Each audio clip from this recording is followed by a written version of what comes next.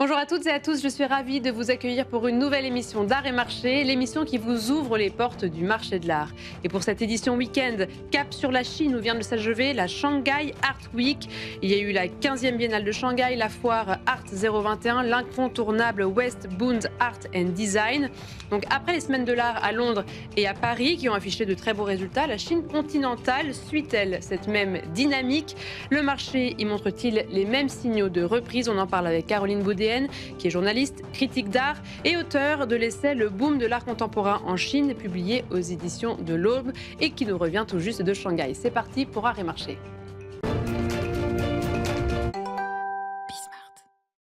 Cap vers Shanghai, en Chine, où vient d'avoir lieu la Shanghai Art Week et je suis ravie d'être en compagnie de Caroline Boudéen. Bonjour, merci d'être avec nous. Bonjour Sybille. Vous êtes journaliste, critique d'art, auteur de l'essai Le boom de l'art contemporain en Chine, publié aux éditions de l'Aube. Et vous avez également vécu plusieurs années sur place et vous revenez tout juste de Shanghai. On va donc faire un point avec vous sur cette semaine que vous venez de vivre. Tout d'abord, quelles ont été les foires que vous avez faites, les endroits, les places qui vous ont marqué? Oui, alors comme chaque année, les 2 foires, les grandes foires de la ville de Shanghai ont eu lieu, hein, donc mi-novembre, donc la foire qui s'appelle Art 21, qui a lieu chaque année en centre-ville et l'autre foire, qui est exactement au même moment, qui s'appelle West Bund Art and Design Fair et qui a lieu sur un quartier un peu plus excentré de la ville, donc sur les bords du Rongpu, le fleuve qui traverse Shanghai. Voilà, c'est ces 2 foires qui marquent vraiment Qui sont les foires majeures de qui sont le pilier de cette semaine de l'art contemporain. Alors moi, j'ai remarqué qu'en 2024, j'ai un peu regardé la presse internationale. Elle relayait un nombre assez impressionnant d'événements. Alors que cette année, couverture médiatique beaucoup plus faible. Est-ce que cette baisse d'attention reflète une ambiance générale sur place? Alors oui, c'est vrai. Déjà, l'année 2024 avait été marquée par c'est une année spéciale entre la France et la Chine, hein. C'était l'anniversaire des relations diplomatiques France-Chine. Et effectivement, il y avait énormément d'événements. Ça joue un vrai rôle, cette relation diplomatique. Oui, ça a joué un vrai rôle, en tout cas l'année dernière. Hein. Ça a été une vraie effervescence d'événements partout à travers la ville. Beaucoup de présence internationale aussi étaient là. Des grands événements, des grandes institutions. Et cette année, c'est vrai que du coup, par rapport à l'année dernière, on sent que l'énergie était quand même un peu plus calme. Si on compare aussi aux années précédentes, surtout évidemment avant le Covid, mais même l'année 2020, les ventes ont aussi été moins marquées. Voilà. Et donc, les 2 foires ont eu lieu, il y avait du monde, mais c'est vrai que les ventes n'ont pas été vraiment au rendez-vous, malgré une profonde restructuration de la foire à West Bund Art and Design, hein, on en parlera un petit peu plus tard. Mais par exemple, Art 21, qui a l'habitude quand même de drainer toute cette Gen Z chinoise, ils l'ont fait. Mais on sent que ça manque de renouvellement. Voilà, c'est un peu le sentiment général là-bas. En termes de collectionneurs ou de personnes que vous avez vues, si ça manquait d'énergie, mais est-ce que vous avez vu certains profils, des collectionneurs plutôt asiatiques, de l'international? Alors, beaucoup de collectionneurs asiatiques, effectivement, beaucoup de privés surtout, très peu, je pense, d'institutionnels. Et niveau international, à part quelques membres de l'équipe du LACMA à Los Angeles, ça n'a pas été très marqué comme ça a pu l'être précédemment, justement, lors de ces grands événements, hein, qui avaient même marqué aussi surtout le West Bund, qui avait été l'ouverture du Centre Pompidou, etc., où là, évidemment, ça draine évidemment beaucoup plus d'intérêt global. Voilà.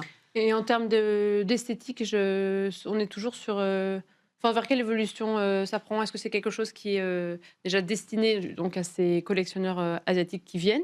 Et qu'est-ce qui leur plaît? Qu'est-ce qui est présenté? Alors, je dirais que là, les propositions, en tout cas sur les foires, ont été très classiques, finalement. Des propositions, je dirais, d'art plutôt international aussi, hein. Mais c'est vrai que si on prend un peu le profil désormais des collectionneurs chinois, ce qui était déjà une tendance des dernières années, on est moins sur de l'investissement financier et beaucoup plus sur du choix personnel. Ça, c'est important de le dire parce que c'était déjà là il y a quelques temps et là, ça se confirme. Et l'intérêt est de plus en plus réfléchi. Donc, c'est dur de dire si des collectionneurs chinois achètent des artistes chinois, par exemple. Ouais. Mais c'est ce qui marque aussi Je pense, le frein aussi un petit peu dans les ventes. Les gens se donnent beaucoup plus le temps de la réflexion. Et voilà. Et après, dans l'intérêt esthétique, je dirais qu'il y a beaucoup plus d'appétence pour des œuvres un petit peu plus technologiques. Mhm. Des œuvres aussi qu'on peut s'approprier et aussi très marquées par le côté artisanat d'art, tout ce qui peut être matière, textile, ce genre de choses. Des œuvres qu'on peut s'approprier, c'est des œuvres qui vont plus correspondre à la culture présente ou Alors non, des œuvres qu'on peut vraiment s'approprier. Par exemple, j'ai en tête des artistes présentés à la Art Plus Shanghai Gallery qui récupèrent des anciens matériaux électroniques, qui en font des Ah, œuvres d'art, d'accord. dans lesquelles on peut plugger sa propre musique, par exemple. Et ça, c'est un gros succès. Ah oui, donc des œuvres interactives, etc. Voilà. Ok. Et donc, alors, vous parliez du Westbound Art and Design qui était totalement repensé. C'était à quel niveau? Alors, géographiquement déjà, avant le Westbound Art and Design, c'était 2 grands espaces dédiés dans un ancien hangar à avions, puisque c'était un Mhm. ancien aéroport, là où la foire est située. Cette année, grande restructuration de la foire, mais ensuite du quartier. Donc la foire, elle, était divisée en 4 espaces, dont l'un, donc la fameuse halle qui abritait les galeries principales les années précédentes, s'est retrouvée être un lieu dédié à des projets monumentaux, des grandes installations. Et à l'intérieur de celle-ci, une plateforme de design, enfin de design de collection, qui a sans doute été la partie la plus fraîche de la semaine, avec une présentation assez pointue de collectible design. Et les autres, alors les parties galerie principale et d'autres projets spéciaux ont eux été redistribués dans 3 autres endroits différents. Les 3 sont neufs, donc construits cette année. Et ça change évidemment beaucoup même Le parcours, le parcours etc. effectivement de foire, où on peut facilement rester une journée et demie à explorer tous ces endroits. Ah, parce que du coup, c'était vraiment beaucoup plus vaste en termes Oui, d'espace exactement, ouais. utilisé. D'accord. Et donc, tout cet espace, je disais, donc c'est un quartier culturel imaginé par le gouvernement il y a une grosse dizaine d'années. Oui, c'est ça. C'est un espace qui a été investi avec l'objectif de développer l'aspect culturel de la Chine continentale. Oui, alors en fait, c'était un peu ça le processus, hein, le mode opératoire. Ça l'a été beaucoup dans la ville, c'est-à-dire que tous ces grandes friches industrielles, ces hangars, ces lieux un peu délaissés, ont été récupérés par des musées, des centres d'art, des initiatives privées, des galeries, etc.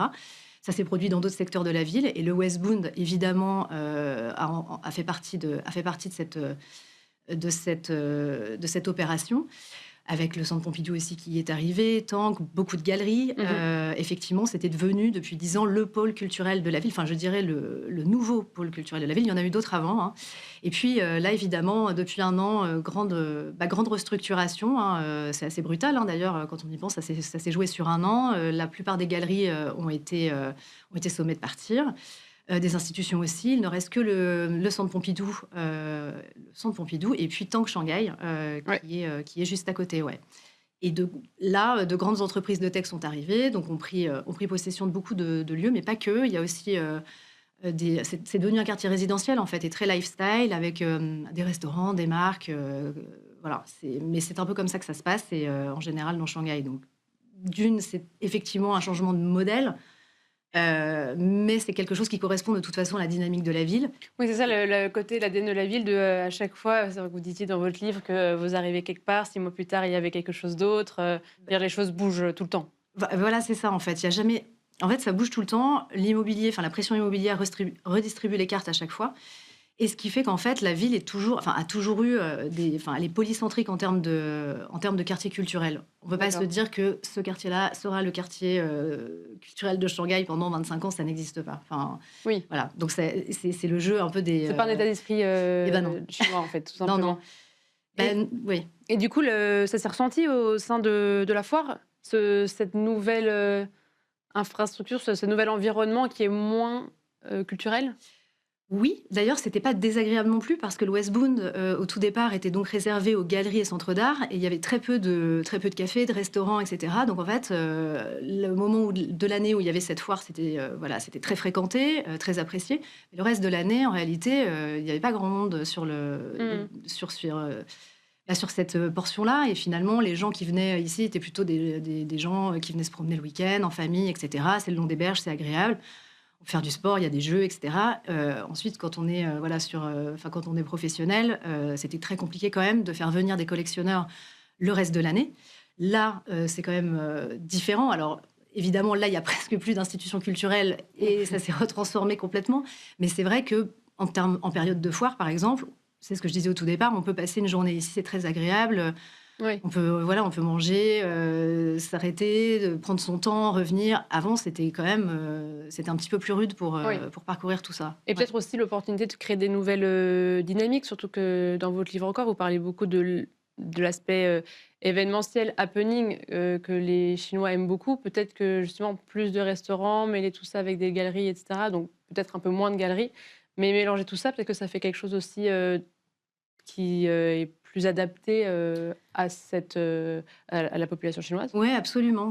Moi, je pense que ce n'est pas parce qu'il y a plus de galeries en dur dans ces quartiers-là qu'il ne se passera rien. Ça a toujours été aussi un principe d'hybrider l'art dans la vie quotidienne en Chine. Moi, je l'ai vu, d'où l'idée du livre d'ailleurs, de se dire qu'il y avait de l'art partout.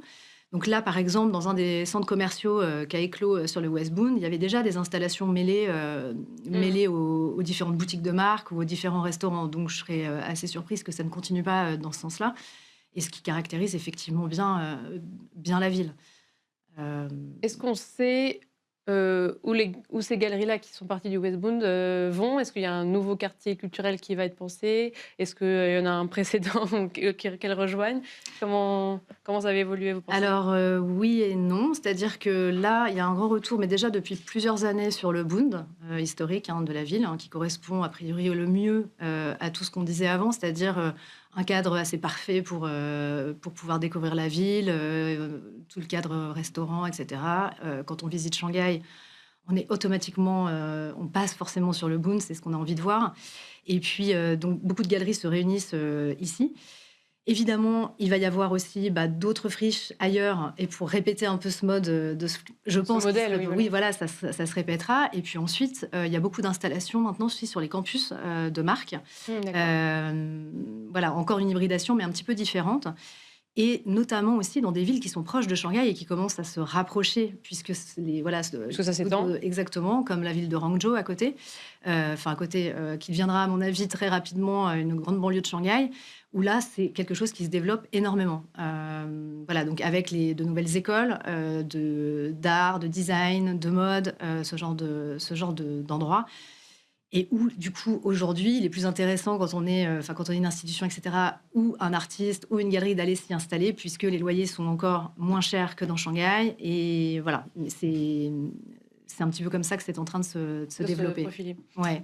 Donc, affaire à suivre. Merci beaucoup, Caroline Baudelaine. Je rappelle que vous êtes journaliste, critique d'art et auteur de l'essai Le boom de l'art contemporain en Chine, publié aux éditions de l'Aube. Merci de nous avoir fait ce rapport de la Shanghai Art Week. Et merci à vous toutes et tous de nous avoir suivis. C'était Art et Marché, édition Week-end.